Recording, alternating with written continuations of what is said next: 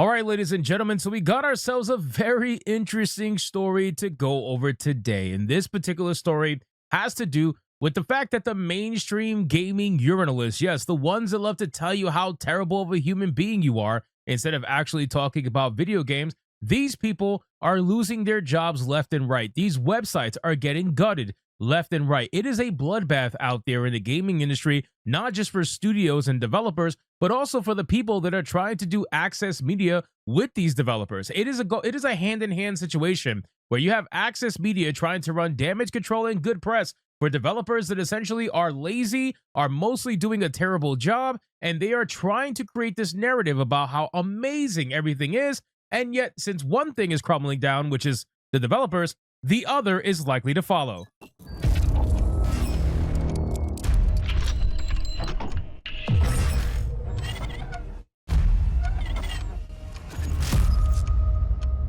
So you have entire websites that are getting completely and utterly destroyed. I mean, you obviously have Destructoid. You have the Mary Sue, of course, the Mary Sue. Like, who goes to the Mary Sue for anything? Seriously. You have Prima Games, GamePer, all kinds of different websites that are just losing people left and right, laying off people left and right, and we are here for it to talk about it. So let's get into this article. But of course, before we do, if you are new here, just consider hitting that subscribe button. I would greatly appreciate it, and like the video to push us out into that YouTube algorithm to try to get us to 90,000 subscribers. So it says gamers' websites aren't just laying off workers.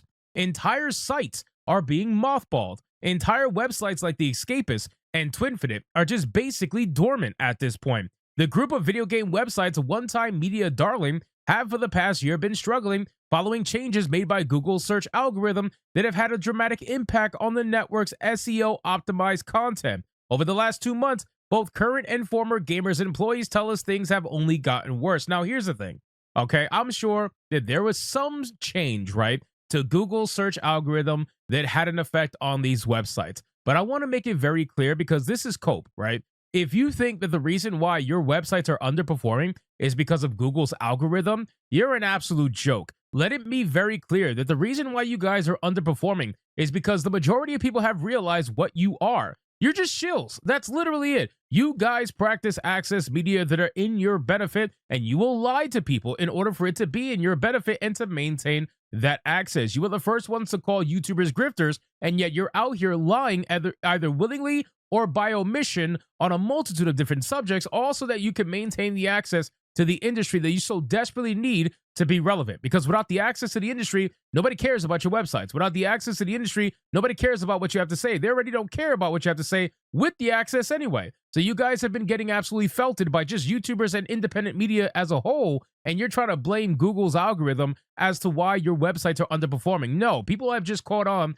to your BS. But in any case, successive waves of layoffs have hit the network in February, March, and April of this year alone, impacting not just many of the site's full-time editorial staff, but people higher up at gamers as well, including, we're told, a large part of the company's SEO, which is search engine optimization team, as well as those employed in positions like marketing, content strategy, and assignment editors. Former employees tell us that using the network's Slack user base as a metric, there were approximately 320 workers registered on the company's account in late 2024, a number that by this week has dwindled to around 260. So about 80 people have been laid off, and of those remaining, a large number are freelance workers who say they not only have been kept in the dark about these dramatic workplace changes, receiving no notices or announcements from the company leadership, but are contracted to sites that don't appear to have operating budgets for the immediate future. So for a lot of these people that are working for these companies, they're essentially freelance workers. They're not even full-time workers. They're people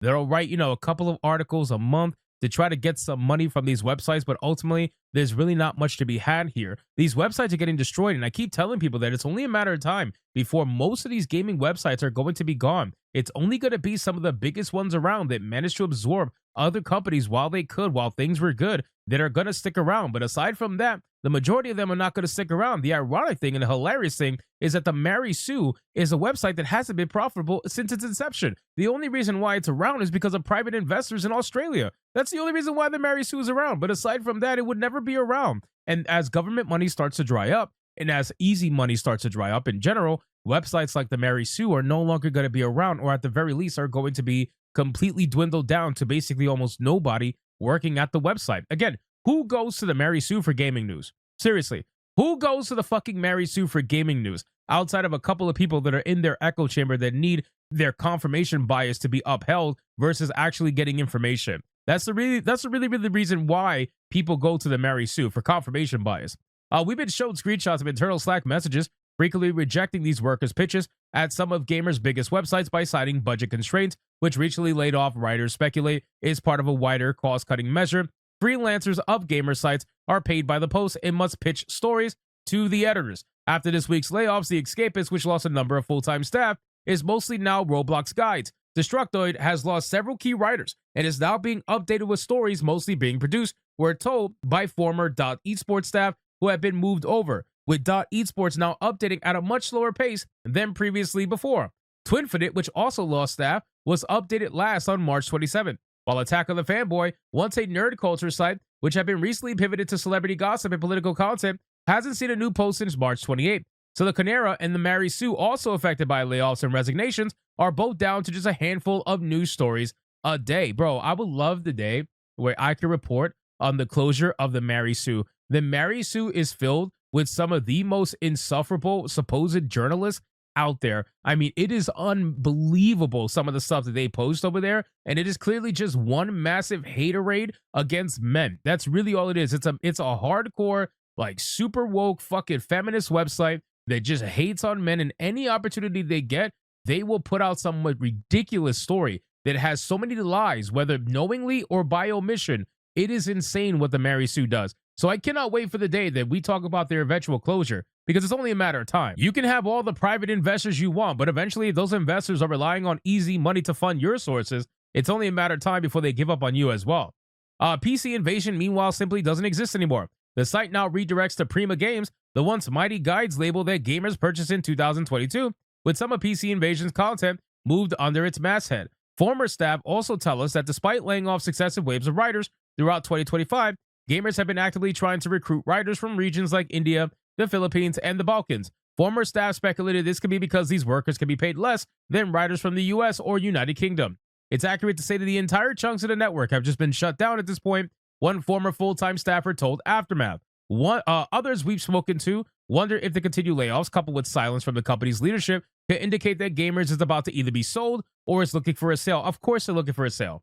Of course they are. Just like they were trying to look to for a way to sell Kotaku, right? What do you call it? Geo Media has been trying to sell Kotaku for ages, but nobody wants to buy it. Almost everyone at my site has been laid off over several waves, the most recent of which happened this morning. One former gamer writer told us entire websites like The Escapist and Twitfinite are just sitting basically dormant. We're all speculating gamers are going to sell. Right now, operations have ground to a halt. Another full-time writer recently laid off said, ownership shutting down sites just seems inevitable, especially because they've always been willing to let people go for literally no reason other than to try and save on overheads.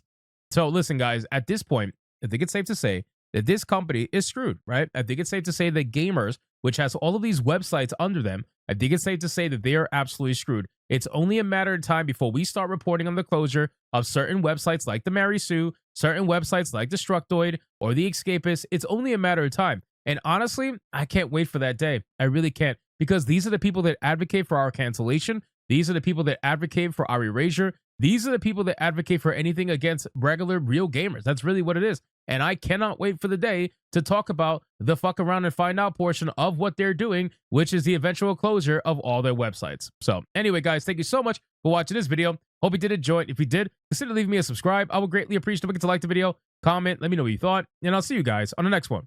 Hypnotic out.